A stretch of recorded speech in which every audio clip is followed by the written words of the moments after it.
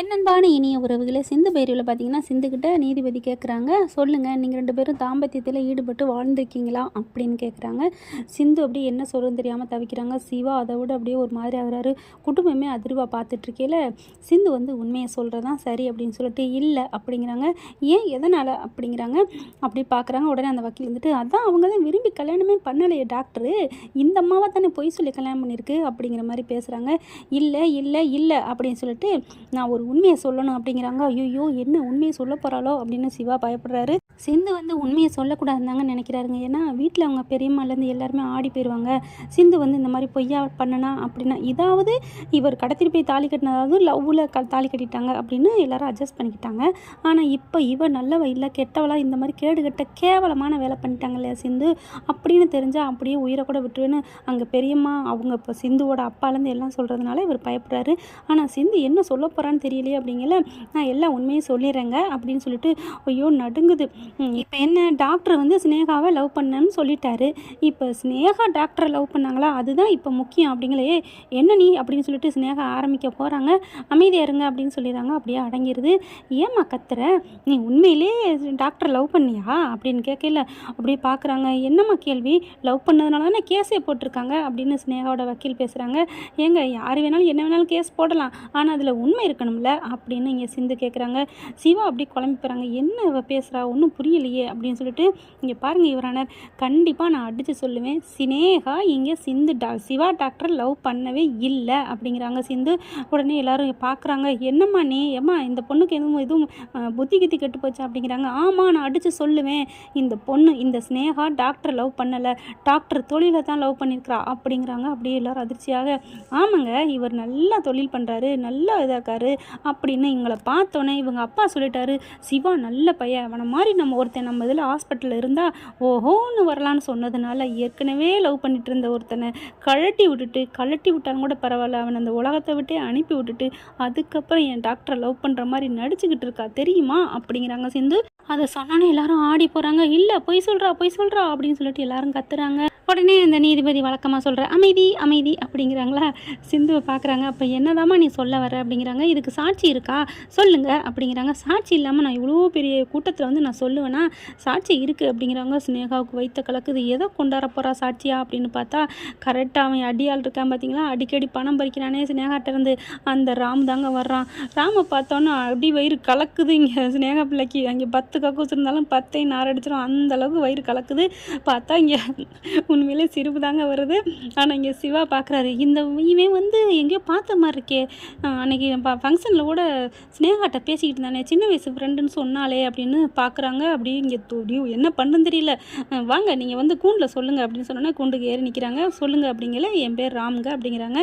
சொல்லுங்கள் உங்களுக்குலாம் என்ன சொல்ல வந்திருக்கீங்க சொல்லுங்கள் அப்படிங்கல. அங்கே ஸ்னேகாவோட வக்கீல், சார் இவங்களுக்கும் இந்த கேஸுக்கு என்னங்க சம்மந்தம் இருக்குது, இந்த பொண்ணு இப்போ பேச வரல, இது ஏன் இழுத்து விடுது கோர்த்து விடுதுன்னு சிந்துவை பிடிச்சிட்டு அந்த வக்கீல் கேட்க, பொறுமையாக இருங்க அவர் என்ன சொல்ல வரான்னு கேளுங்க, சம்மந்தம் இல்லைன்னா அதை ரிஜெக்ட் பண்ணிக்கோங்க அப்படிங்கிறாங்க. அதுக்கப்புறம் சொல்ல ஆரம்பிக்கிறாங்க. இந்த பொண்ணு சொன்னது எல்லாமே உண்மைதாங்க, வேற ஒருத்தனை லவ் பண்ணிவிட்டு இப்போ இந்த பையனை லவ் பண்ணியிருக்காங்க, அந்த பையன் பாவங்க உலகத்தை விட்டே அனுப்பிட்டாங்க, அவன் அந்த விஷயம் எனக்கு தெரிஞ்சுங்கிறக்காண்டி எனக்கு அப்பப்போ பணத்தை கொடுத்து தக்காட்டி வைப்பாங்க, அவனை நான் காப்பாற்றி வச்சுக்கிட்டு இருக்கேங்க, இந்த பொண்ணு லவ் பண்ணதெல்லாம் வேற ஆளுங்க, இங்கே சிவாவை லவ் பண்ணவே இல்லை அப்படிங்கிறாங்க. இல்லை பொய் சொல்கிறான்னு ஸ்னேகா கத்துறாங்க. அப்படியே சிவாவுக்கு அதிர்ச்சி ஆகுது. அடி பாவி, லவ் பண்ணவ இந்த மாதிரி துரோகின்னு நினச்சிக்கிட்டு இருந்தாங்க, ஆனால் கேடுகட்ட கேவலமான துரோகின்னு நினச்சோன்னு ரொம்ப ஃபீல் பண்ணுறாரு. அதுக்கப்புறம் பார்த்தீங்கன்னா எல்லா ஆதாரமும் என்கிட்ட இருக்குது அப்படிங்கிறாங்க. என்ன ஆதாரம் வச்சுருக்கீங்க அப்படிங்கிற பார்த்தா காமிக்கிறாங்க. நீதிபதி வாங்கி பார்த்துட்டு அதிர்ச்சி ஆகுறாரு. அவங்க அப்பா பணம் கொடுக்குறது மிரட்டுறது எல்லாமே பதிவு பண்ணி வச்சுருக்கான் அந்த ஆள்.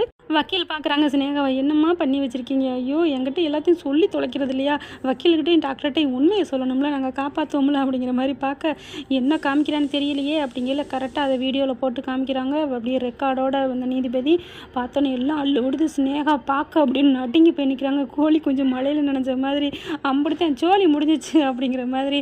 சிவா செம்ம காண்டாரார், போய் விட்டால் கடிச்சு கொதறிடுவார் போல இருக்கு, அந்தளவுக்கு. நீலாம் ஒரு பொம்பளையா அப்படிங்கிற மாதிரி பார்க்குறாங்க. பார்வையில் எரிச்சுற அளவுக்கு இப்படி ஒரு கேவலமான ஐயோ அப்படின்னு நினச்சிட்டு ரொம்ப ஃபீல் ஆகுறாங்க. ஏற்கனவே பார்த்தது தான் அவங்கள வந்து 2 பேரும் பேசுகிறத நிறைய வாட்டி பார்த்துருக்காரு. ஃப்ரெண்டுன்னு சொல்லி சமாளித்தாங்க. ஆனாலும் பார்த்தீங்கன்னா இங்கே இந்த சிந்து வந்து உண்மையை சொல்லக்கூடாதுங்கிறதுல ஒத்த காலில் நின்னாருங்க நம்ம டாக்டர். ஆனால் அதுக்கு முன்னாடி பார்த்தீங்கன்னா ஸ்னேகாவோட காதல் இருக்கிற வரைக்கும், அந்த பிள்ளை மேலே நம்பிக்கை இருக்கிற வரைக்கும் போலீஸ் மேலே கேஸ் கொடுத்தெல்லாம் அந்த நம்ம சிந்துக்கிட்ட வந்து உண்மையை வர வைக்க பார்த்தாரு. அந்த ரேகாங்கிற போலீஸ் வந்து அடின்னு அடித்தாங்க பார்த்தீங்களா, அது வரைக்கும் நீ உண்மையை சொல்லு நான் உனக்கு தாலி கட்டலேன்னு சொன்னாருங்க.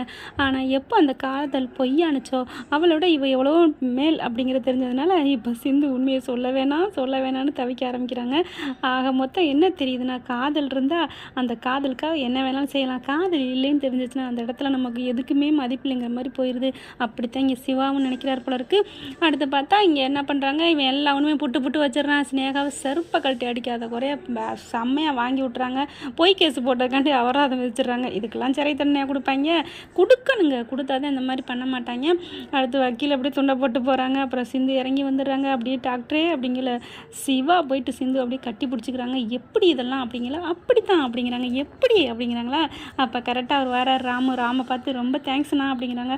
பரவாயில்ல விடுமா அப்படிங்கிறாங்க. என்ன நீங்கள் எப்படி அப்படிங்கல, இல்லை நான் எதார்த்தமாக எங்களுக்கு ஒரு கேஸ் விஷயமா நான் வந்துட்டு இருந்தேன். அப்போ தான் இந்த ஸ்னேகா ராட்சசியை பார்த்தேன். கரெக்டாக அவங்க ஆளுகிட்ட வக்கீல்கிட்ட பேசிக்கிட்டு இருந்தா. கண்டிப்பாக அவனை அப்படி பண்ணணும் இப்படி பண்ணணும் அப்படி இப்படின்னு பேசிகிட்டு இருந்தா. அடி பாவி, ஒரு பொண்ணு வாழ்க்கையை கெடுக்க நினைக்கிறாளே, ஒருத்தன் டாக்டரைத்தான் போட்டு படுத்தி எடுத்தா. நான் உண்மையிலே பாவப்பட்டேன் டாக்டர், உங்களை லவ் பண்ணிக்கிட்டு இருக்கா, உங்களை என்னைக்கு போட்டு தள்ள போகிறான்னு தெரியலேன்ட்டு. நல்ல வேளை அந்த பொண்ணு உங்களுக்கு கல்யாணம் பண்ணதெல்லாம் நான் கேள்விப்பட்டேன். நல்ல வேளை தப்பிச்சிட்டாரு டாக்டர்னு நினச்சேன். மறுபடியும் தப்பிச்சு இவ வாய்க்கில் மறுபடியும் தவளை வாய்க்கில் விழுந்த மாதிரி போகிறீங்களேன்னு நினச்சிட்டு இருந்தேன். அப்போ தான் அந்த பொண்ணு சிந்து அழுதுட்டு இருந்தாங்க. நானாக போய் தான் பேசினேன்.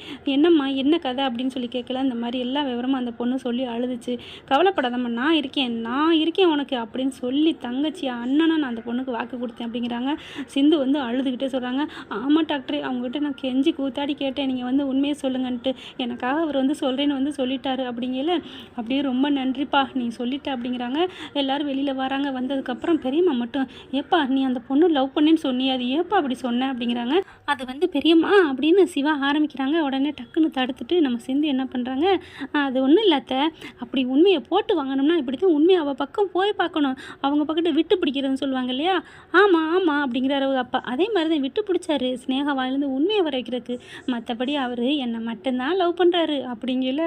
அடி பாவி, இன்னும் உன் நடிப்பை விடவே இல்லையா அப்படின்னு சிவா நினைக்கிறாங்க. ஓகே ஃப்ரெண்ட், பார்க்கலாம், இப்படி போனால் நல்லா தானே இருக்கும். இந்த பற்றி உங்களுக்கு பிடிச்சிருந்துச்சுன்னா உங்கள் பொண்ணான கையால் ஒரு லைக்கை போட்டு சப்ஸ்கிரைப் பண்ணிடுங்க. Thank you friend.